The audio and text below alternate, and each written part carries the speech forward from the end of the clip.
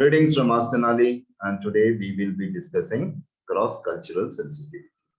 What is cross-cultural sensitivity? Today there is a globalized workforce, and many organizations have people working from different parts of the world. Sam is working as a manager in a multinational organization. So he has got different departments. They are people, they are employees from different parts of the countries. Now, he has to show cross-cultural sensitivity. Sam wants to know what is cross-cultural sensitivity and what he should do, what he should not do. So it means that you are showing some sensitivity, some care, some empathy, and some respect for people working with you. Now, they might be from different groups or different cultures. Let us see what are there. Marginalized or socially excluded groups.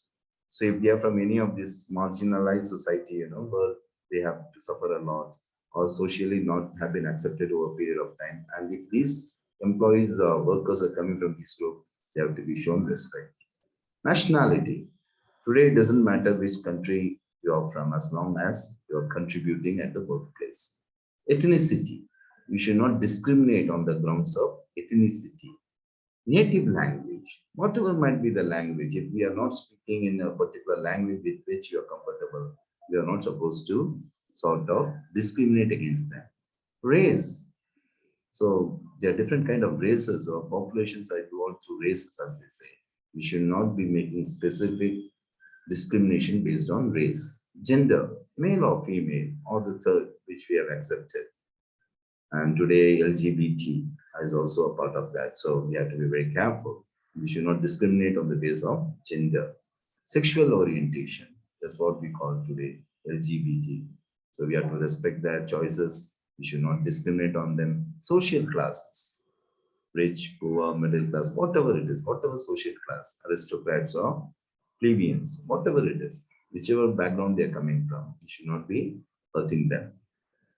Spiritual beliefs and practices. People follow different religions, they have particular beliefs, they have a particular spirituality, they believe in certain aspects which you may not be comfortable with, but that is no ground for discrimination on that basis.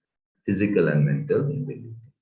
Some people may have physical challenges, and some people have specific health, including mental issues. So these are not the grounds until unless they are medically fit for the job.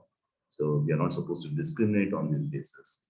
And today, many organizations have gone the extra effort to make workers from these kind of backgrounds, from these kind of cultural differences to be more comfortable and ensure that they work as a team and they work for the success of the organization. We at Asktenali conduct a number of seminars. You're welcome to visit our website. The details are www.asktenali.com. Thank you.